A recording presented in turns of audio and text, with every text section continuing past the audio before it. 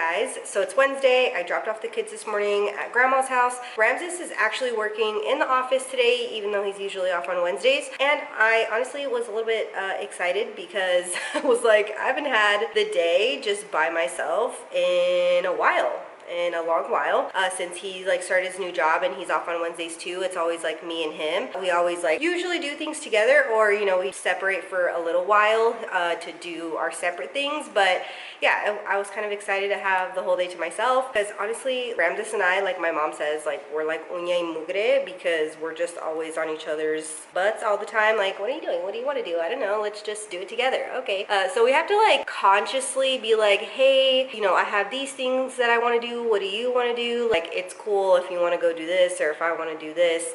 So, you know, we always think that the other person is going to get offended if we ask for alone time or whatever, but we never do. So anyway, yeah, alone today. I pretty much spent the whole morning. I went to go pick up my prescription. I came home. I edited a TikTok, posted that, and then I started going through my SD cards from pretty much this whole year. I have a lot of just random clips. I think I have like 2 full day vlogs that I recorded but never edited or posted from like March and April. And there was a clip that I found of me talking about my ADHD. It was when Ramses was working out of town, and I was just super overwhelmed. I was like, wow, you know, I've had these same feelings forever, and I always blamed it on something. Oh, you know, this was going on or that was going on. I just realized no matter what has been going on, I've always like had these feelings, you know. So I feel like I'm so glad now that I have been on medication for about a month now. I really have felt like just less anxiety, just more focus. It's not like it's a magic pill and everything gets done and I'm never stressed and I'm never getting distracted. Of course, I still get stressed or distracted, but my irritability, my frustration, it's just like way less. And I definitely feel the difference. And like everyone, when they ask me the main thing that I've been saying about it is, I wish I would have done it sooner. So yeah, seeing that clip today kind of brought back those like emotions, and it kind of solidified it for me, like I made the right decision, you know. So okay, anyway, I want to run, so I think I'm gonna do a class. It's 12, like I said, 12:05, and it's pretty hot. It's 101. So I'm gonna see how I feel. We'll see how long I can run. I want to try like 20 to 30 minutes, just something cute, something demure, something mindful, because it's 101, so I'm not trying to overheat myself. Today is an easy meal day. That's how I've been doing this thing where I just dedicate certain days to where I'm gonna make like a bigger meal. It's gonna take me more time, that maybe I will benefit from having leftovers for like meal prep for me or Ramses. Also on days that we're super busy, having something planned that's like a simple meal, and then being intentional and doing an eat out day or 2 throughout the week helps as well. So tonight's an easy meal. I think I'm just making pizza, like frozen pizza from Costco. I also want to give you guys like a little bit of a fitness, health, progress update. Let's go run, see how much I can do.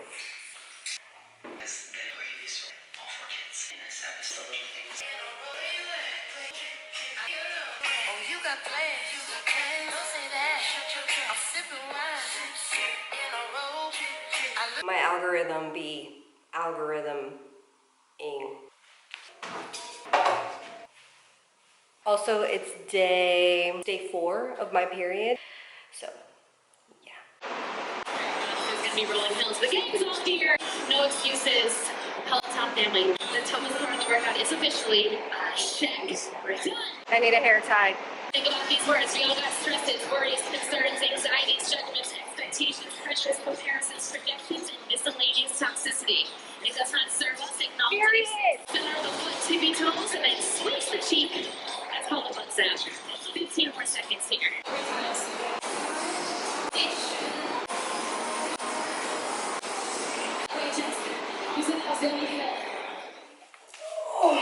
Oh my god. I really should have done 20 minutes, because the last 10 minutes was hard. I started getting a pain in my side. I was just getting super hot, like the fan was not helping. I just felt super overheated. So I slowed down and I walked. And I was a little mad because I was like almost at 2 miles. almost at 2 miles. Because we did walk a couple times in there and then just jog, like a slow jog. We did like 3 times or 4 times. We did hills. We got all the way up to like an 8. So anyway, I'm gonna sit here, cool down so that I can shower. Okay, I'm all showered. My Wi-Fi has been acting strange. I had to disconnect it, then it worked. Now it's interrupting my show again. I do my makeup while I kind of update you guys on my weight loss situation. Like, I know I talk about my health in more of a general way, but I have lost, say, about 14 pounds now since March. And, you know, I kind of wanted to talk to you guys about that because you guys have been following me for a while. I have made videos literally so frustrated, feeling like I've tried every type of like exercise routine and have tried every kind of diet, but not really, if that makes sense. I'm always conscious of like not doing any fad diets. Like, I've never done keto, or I've never done anything that is going to make me lose weight really quickly, because I always felt like every time I would see people do that, you know, then it would be extremely hard to keep it off, then they would gain it back, and it was just all this yo-yo dieting. So I never wanted to have a very restrictive relationship with food. So a year ago, we got a treadmill, a Peloton tread. We were super excited to get a treadmill. We used to have one, then it broke, and we always just wanted to get a new one. Once we moved in here and we had the space, we figured why not, and I am so glad that we did, because it's honestly changed my life. Not only can you run on a treadmill, you can also walk on a treadmill. And me being a stay-at-home mom, that way I could walk, run. I wasn't putting like too much expectations on myself. I was running last year in our neighborhood, but this neighborhood that we're in now is not very running friendly. We figured we'd get a treadmill. After October, it's like the holidays. We hosted Christmas and Thanksgiving here at our house. Even though you move and stuff, and you know me, like, I cannot live in a cluttered mess. So I was just constantly cleaning, moving things around, organizing things, and I wasn't really worried about dieting or anything. I was just working out and walking or running or both a mile a day. Last year in September is when I started doing that, and by the time the holidays were over, January and February had passed, which is like our anniversary month, my birthday month. We went to go see Bad Bunny for my birthday in February. So I wasn't worried about dieting. I was consistent in my workouts and primarily doing weights like 2 to 3 times a week. I would do like a full body day, like an upper body day, and like legs. So I wasn't doing anything like too specific with my strength training, but I was sticking to walking at least a mile a day. So that really like upped my steps, you know? And the mile a day was like 4 to 5 times a week. It wasn't like 7 days a week all the time. I wasn't dieting or anything. It was the holidays. So then around March, I decided to start being a little more demure, a little more mindful of my eating habits. So I started to just add more vegetables, add more protein, add more fruit to my diet. I didn't want to think about it as like, I have to stop eating this, I have to stop eating that, which I did. I did stop, you know, things that I know that I can binge on easily. I just don't buy them. Like chips, I don't buy a big bag of chips that's like my favorite chips, because I'll eat the whole freaking thing. And now, knowing what I know about ADHD, a lot of the snacking and eating like that can be because you have ADHD, you have less dopamine in your brain, so you're trying to get that little bit of dopamine, so you're always like looking for a little snack, you know, and that's not always, you know, good when you're doing it every single day, multiple times a day. I also started being a little bit more mindful of my portions. So even if I was eating something, like if I made tacos or I made chimichangas or I made whatever, I would have, you know, 4, 5. I would start to think, okay, do I need 4 or 5 to be full, or do I need 4 and 5 because they're just so good? And once I started to limit myself a little bit and not totally deprive myself, I was just being more mindful of how much I was eating. Instead of like 4 or 5, I would just eat 3. you know, and then I would say, yeah, I'm full, like I'm good. You know, if I want another one in a little bit, maybe I'll have another one kind of thing. I would realize that I was full, I was satiated. I did not need to keep binging, you know, because I definitely hate that feeling that you're just like extremely full. And I feel like that's why my abs separate too again, because I'm like pushing my stomach out again. I felt like I was pregnant all over again. So yeah, portion control. I also started being a little bit more mindful, like when we went out to eat, like we go to In-N-Out all the time, and I just started to ask for protein style burgers. Just as good. I still get animal fries, and I don't know how many times we've gone now, and I always get it protein style. And I feel like I eat my fries, like all of my fries now, and also I feel full, but I don't feel like super stuffed like when I would have the bread with it. So just little things like that I started to pay a little more attention to. Also started to incorporate a workout split, a little bit more of a specific workout split. So instead of just doing like upper body, lower body, and full body, I started to do more Pilates. So like I do Pilates like twice a week. So I feel like for that, it's very core heavy. And then also I started to do my upper body, split up my upper body. After my surgery, I feel like, you know, just because you have the surgery and you get all this done doesn't mean that it's just you're never gonna have to do anything ever again.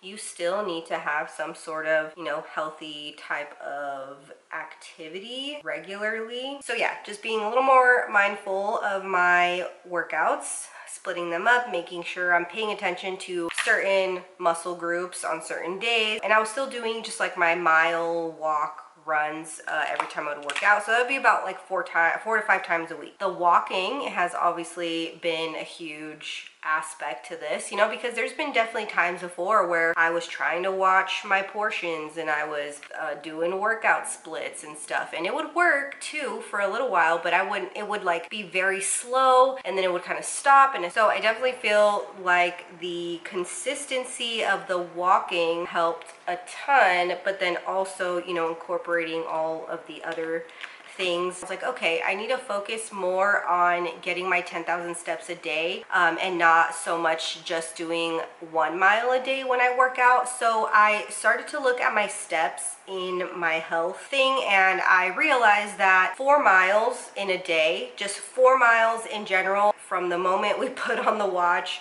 if like you get up, you put it on as soon as you wake up, to once you're ready to go to bed and take it off, put it on the charger, you need to collectively in that whole day have walked 4 miles or have taken 4 miles worth of steps to get 10,000 steps. So for me, in an average day, if I didn't work out and I just had a normal day, I would get about 2 miles-ish, maybe 2.5. So I started to realize that I needed to walk or run or get in an extra half or an extra mile more than I was before, because before I was getting my mile in, but on average I wouldn't actually hit my 10,000 steps for the day. I would get close, maybe 8, maybe 9, but not the full 10. So I started to be more mindful of that and pay more attention to the steps.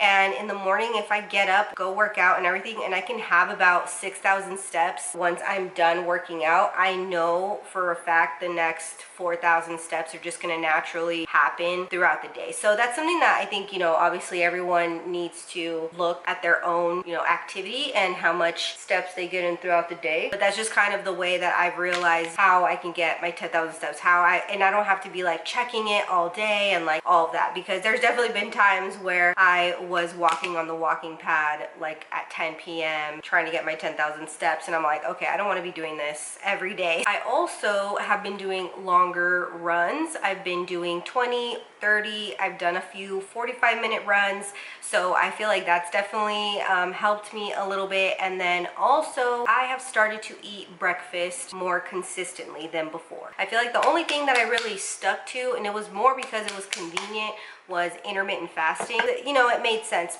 and I would see the scale go down sometimes, but you know, like I said, nothing really ever stuck, because obviously intermittent fasting is something that, yeah, you can do for a while, but it's not sustainable time. So as soon as I would like not do it over the weekend or something, I would like go back up. I started making overnight oats. I don't have to spend a lot of time making it. I just like heat up however much I want, and then I add, you know, my banana, my craisins. That's literally how I eat it. And then I make the overnight oats with chia seeds and with the protein milk, and you know, I try to make it as nutritious as possible. I feel like that definitely has helped with the cravings throughout the day, with the snacking throughout the day. That definitely helped. And I am currently, right now in September, I am 151. To like, you know, be more aware of like my, you know, hunger cues, and like am I actually hungry? Am I just bored? Am I full? The consistency of me being a little bit more mindful of my eating has definitely helped when, yeah, I do want to snack or overeat or whatever.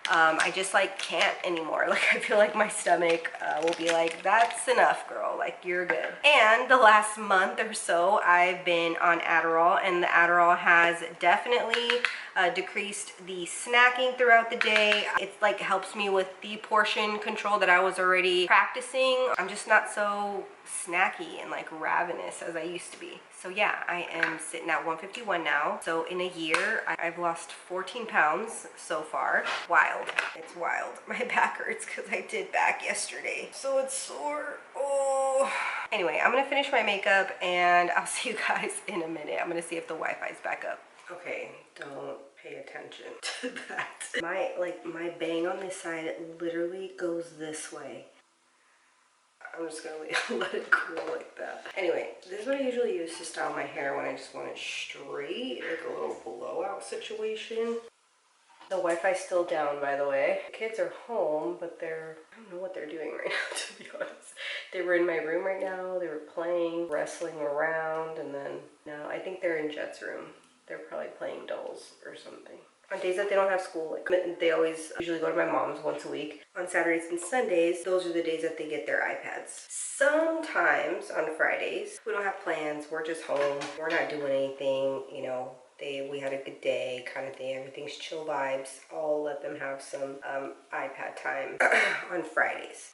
But for the most part, we keep iPads for Wednesdays, Saturdays, and Sundays. So after school, no iPads. We used to do it like that, and I felt like what would happen is that if, like, let's say we were doing school, it was lunchtime, because we're morning schoolers. We like usually do everything in the morning. So if like in the morning we didn't get all of our schoolwork done, I would be like, hey, let's do lunch, and then we'll do this and this that we still have to do. And then be like, oh, but it's iPad time after lunch, because it would be iPad time after lunch. They would be like, oh, but it's iPad time. And I'd be like, okay, we'll just have iPad time like 2 hours, and then we'll do school. We 99.9% of the time when that would happen, like when, why is it flipping out? When we would say that we would finish school in the afternoon after iPad time, it wouldn't happen. I just kind of realized a lot of it too, as far as chores and all these things. It was just like doing them to get on the iPad, doing this to get on the iPad, doing that to get on the iPad, and I didn't like that. So we decided to just limit screen time 2 days off. So typically it's not like they wake up in the morning and they get on the iPad like as soon as they wake up. It's usually like after breakfast, after they get their chores done, like we get the day going, then they'll ask for iPad. Like, okay, well, you know, is it okay if I get on my iPad? Like they know that we have boundaries on the iPad, that they're not just gonna free reign, get the iPad and be on it until forever. But once we do let them have iPad time, they pretty much have it for the rest of the day. Our older two are more mindful. They will take breaks. Sometimes they don't, and I do remind them, you know, if I tell them like, hey, it's been a while, have you taken a break yet? You know, like, let's do this or let's do that. And, you know, they'll most of the time be like, okay, yeah, like, let me just finish this game. And so I feel like open community, not too much controlling the situation, but also just having boundaries has helped us. We did have a time when our older two started having iPads that they started to throw tantrums, and we didn't give them their iPads. We learned real quick that we needed to be mindful of the iPad time. This pretty much this year that we started doing it like that, where we were not doing any screens, any iPad. We still watch TV, we still like listen to music, we still like use the laptop for things or whatever, but no personal iPads for the kids, like where they can just scroll and scroll and scroll and scroll on school days. So 4 days out of the week. So yeah, that's kind of how we do iPads. We just are honest with the kids, you know, we kind of let them know like, hey, you know, it's not good for your eyes, you know, for you to be so close, you know, because they'd be like, well, what's the difference between watching TV and then being on the iPad? You know, then I would tell them like, well, you know, when it's up close, you know, your eyes, and I kind of go into that little spiel. And so yeah, we try to keep that same energy with our older two. We don't have to really talk about it anymore. With our 9 and 10, almost 9, and my 10-year-old, we don't really have those talks anymore. They don't throw tantrums or they don't get really mad when they can't get on the iPads. Like, yeah, sometimes they'll ask on school days, hey, like, do you think we can get some iPad time? And if I'm like, no, it's, you know, whatever. Because sometimes, like, yeah, you know, I'll be like, okay, you guys can get on for like an hour while me and daddy do this. Oh, okay, thank you. And like, they'll get on. But sometimes I will tell them, I'm like, no, it's already like 4, like, you're good, like, let's just put on a movie, blah, blah, blah. And I'll be like, oh, okay. And like, you know, so it's fine. Like, they don't have to be happy about it. So with my 4-year-old, almost 5-year-old, I've had to start having those conversations with her, because she will get upset sometimes when it's time to get off the iPad, or she wants the iPad and we say no because it's a school day or whatever. Like, but why does this look so weird? Anyway, gotta go pop a pizza in the oven. Best it's gonna get, I guess. Okay, I'm all done. I'm gonna go. Bye.